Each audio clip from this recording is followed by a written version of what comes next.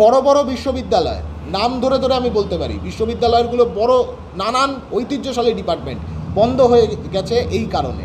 এবং তার মধ্যে দাঁড়িয়ে এমন একটা জায়গা তৈরি করছে যাতে এবছরও সেই একই কাণ্ড ঘটে। ফাস্টেস্ট প্রসিডিওরে এগোলেও অগাস্ট মাস পার করে যাবে এই সব কাউন্সিলিং করবার জন্য। সেপ্টেম্বরে গিয়ে যদি ক্লাস শুরু হয়, সেপ্টেম্বর মাসেরই পরবর্তী মানে সেকেন্ড হাফে হচ্ছে যে দুর্গোৎসব, ছুটি দিতে বাধ্য হবে। তাহলে পড়াশোনাটা করবে কখন? ফার্স্ট সেমিস্টারটা হবে কবে? ফার্স্ট সেমিস্টারের সিলেবাস, তার যে পড়াশোনা, সেই পড়াশোনার কাঠামো কবে হবে? এই প্রসঙ্গে তুমি প্রথম যে কথাটা বললে, এই জটিলতার কারণে রাজ্যের অধিকাংশ বিশ্ববিদ্যালয়ে অস্থায়ী ভিসি নিয়ে চলছে।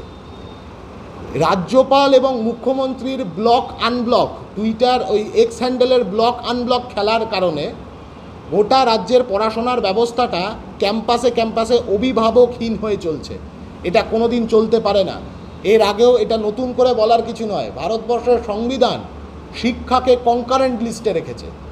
রাজ্য কেন্দ্র এই দুয়েরই ভাবনা চিন্তার একটা রিকনসিলিয়েশনের মাধ্যমে, নানান মতামতের একটা রিকনসিলিয়েশনের মাধ্যমে যে মতামত উঠে আসবে তার দ্বারা হচ্ছে যে শিক্ষাটা পরিচালিত হবে। এখন এইটা সামনে একটা মেকওভার দেখানো হচ্ছে।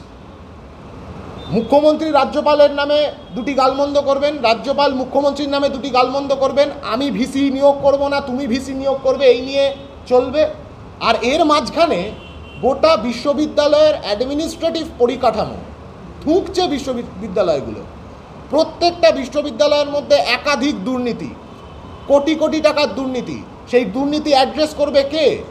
অস্থায়ী ভিসিরা বলছে আমরা এটা অ্যাড্রেস করবার এখতিয়ার নেই আমাদের। তাহলে কে অ্যাড্রেস করবে? অস্থায়ী ভিসি, অস্থায়ী রেজিস্ট্রার। আমি এরম উদাহরণ দিতে পারি, মুর্শিদাবাদ বিশ্ববিদ্যালয় কেএন কলেজের একটি ঘর থেকে পরিচালিত হয়।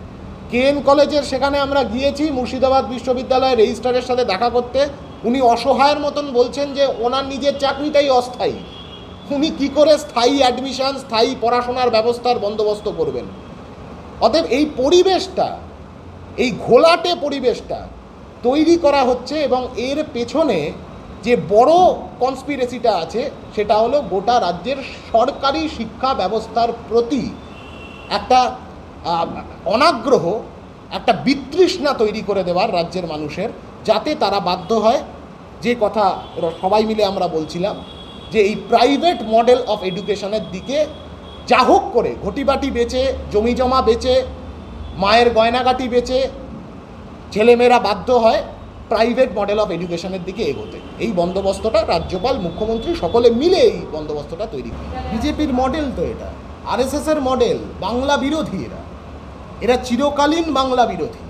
এবং বাংলার সরকার, তৃণমূলের সরকার এই ব্যবস্থাটা করে দিয়েছে যাতে ভিন রাজ্যে পরিযায়ী শ্রমিকদের এই বিপদের মধ্যে পড়তে হয়। যে কখনো দেখা গেছে ডাম্পারে করে ছুঁড়ে ফেলে দেওয়া হচ্ছে পরিযায়ী শ্রমিককে? এই জায়গায় বাংলার সরকার অ্যালাউ করেছে বিজেপিকে এই কাণ্ড কারখানাগুলো ঘটাতে। কেউ ভুলে যায়নি এর আগে এই রাজ্যের মুখ্যমন্ত্রীর পারফরমেন্স কী ছিল অনুপ্রবেশ প্রসঙ্গে লোকসভার বুকে। কেউ ভুলে যায়নি, ভুলিয়ে দেওয়ার চেষ্টা হচ্ছে। কিন্তু বাংলার মানুষের পারসিস্টেন্স অফ মেমোরি বেশ খানিকটা বেশি। কেউ এখনও পর্যন্ত ভুলে যায়নি। গোটা রাজ্য জুড়ে বামপন্থীরা তারা লড়াই করছে। আমরাও সব মিলিয়ে নানান ব্লক ধরে ধরে পরিযায়ী শ্রমিকদের পরিবারের তালিকা ইত্যাদি এগুলো জোগাড় করবার চেষ্টা করছি, যোগাযোগ রাখবার চেষ্টা করছি, যোগাযোগ তৈরি করবার চেষ্টা করছি। যেটা বড় কনসার্ন আমাদের, এই পরিযায়ী শ্রমিকের পরিবারের ছেলেমেয়েরা, তাদের জন্য কোনো ধরনের বিশেষ ব্যবস্থা আমাদের রাজ্যের সরকার এখনো পর্যন্ত করল না। অথচ এই পরিযায়ী শ্রমিকদের পাঠানো টাকা, সেই টাকা যা তারা পরিবারের কাছে পাঠায় নিজেদের পরিবারের কাছে প্রতি মাসে, সেই টাকার ওপর ভিত্তি করে কিন্তু রাজ্যের ইকোনমিক সাইকেল দাঁড়িয়ে আছে। অথচ তাদের পরিবারের ছেলেমেয়েরা তারা কিভাবে পড়াশোনা করবে, তারা কিভাবে জীবনে এগোবে, তার জন্য কোনো ব্যবস্থা, কোনো স্কলারশিপ, কোনো স্টাইপেন্ড রাজ্যের সরকার তার ব্যবস্থা করেনি। আমরা এর আগেও এই দাবি জানিয়েছি যে রাজ্যের সরকারকে নির্দিষ্ট স্টাইপেন্ড, স্কলারশিপ পরিযায়ী শ্রমিকের পরিবারের ছেলেমেয়েদের জন্য তার ব্যবস্থা করতে হবে। খুব শীঘ্রই আমরা এই নিয়ে গোটা রাজ্যব্যাপী আন্দোলনের প্রস্তুতি নিচ্ছি, সেই আন্দোলনে আমরা নামব। আর একই সাথে বাংলার আইকন, বাংলার সাহিত্য, বাংলার সিনেমা, বাংলার নবজাগরণ, তার যারা আইকন, যারা এই বাংলাকে পরিচয় দিয়েছে গোটা দুনিয়ার বুকে, তাদেরকে প্রতিনিয়ত অবমাননা করা হচ্ছে ওই আরএসএসের নাগপুরের হেডকোয়ার্টারের নির্দেশে।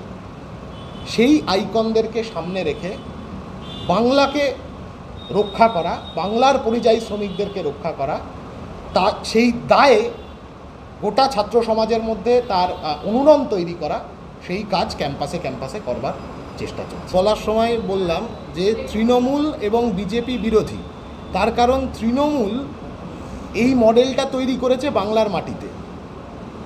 যে কথাগুলো এতক্ষণ ধরে আমরা বলছিলাম যে প্রাইভেটাইজেশনকে সামনে রাখবার জন্য সরকারি পড়াশোনাটাকে স্কুইজড করে দেওয়া, একটা ন্যাচারাল ডেথের দিকে নিয়ে যাওয়া, এই গোটা মডেলটা তৈরি করা হয়েছে যাতে রাজ্যের সরকারি কলেজ বা সরকারি উচ্চশিক্ষা ব্যবস্থা, সেটা জেনারেল ডিগ্রি হতে পারে, সেটা ইঞ্জিনিয়ারিং হতে পারে, সেটা ফার্মেসি হতে পারে, ইত্যাদি ইত্যাদি, এই গোটা ব্যবস্থাটাকে একটা ন্যাচারাল ডেথের দিকে নিয়ে যাওয়ার জন্য এই গোটা ব্যাপারটা তৈরি করা হচ্ছে, যাতে এই বিলম্বটা, অহেতুক বিলম্বটা দিনের পর দিন তৈরি করা হচ্ছে। অতএব এটা তৃণমূল করছে।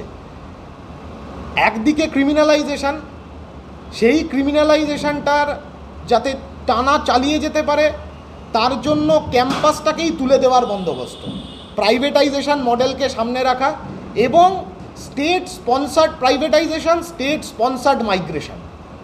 রাজ্যের মাটিতে এই রাজ্যের শিক্ষা, এই রাজ্যের পড়াশোনা করা ছেলেমেয়েরা, লেখাপড়া করা ছেলেমেয়েরা যারা হিউম্যান রিসোর্স এই রাজ্যের, সেই হিউম্যান রিসোর্সকে এই রাজ্য থেকে বাধ্য করা হচ্ছে অন্য রাজ্যে চলে যেতে।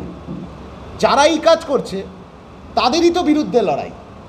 আর দেশের মসনদে বসে থেকে বিজেপি এই মডেলটাই গোটা দেশ জুড়ে চালনা করবার চেষ্টা করছে। বিজেপি শাসিত রাজ্যগুলোতে, এই যে এখান থেকে ছেলেমেয়েরা বেশিরভাগ ক্ষেত্রে পড়তে যাচ্ছে বিজেপি শাসিত রাজ্যগুলোতে, সেই বিজেপি শাসিত রাজ্যগুলোতেও একই ধরনের ক্রিমিনালাইজেশন ক্যাম্পাসের মধ্যে। উড়িষ্যার ঘটনা আমাদের সামনে আছে, বালাসোরে যে ঘটনা ঘটেছে, একই ধরনের ক্রিমিনালাইজেশন, আবার একই ধরনের প্রাইভেটাইজেশনের মডেলকে এরা বিজেপিও সামনে রাখবার বন্দোবস্ত করেছে। বিজেপি এনইপিতে যা যা করবার পরিকল্পনা নিয়েছে, যা যা আরএসএসের নাগপুরের হেডকোয়ার্টার থেকে বিজেপিকে নির্দেশ দেওয়া আছে দেশের শিক্ষা ব্যবস্থাকে বিক্রি করবার জন্য, সেই একই জেরক্স কপি আমাদের রাজ্যে তৃণমূল কংগ্রেসের সরকার তারাও চালানোর চেষ্টা করছে এবং চাপানোর চেষ্টা করছে গোটা রাজ্যের ছাত্রছাত্রীদের ওপরে।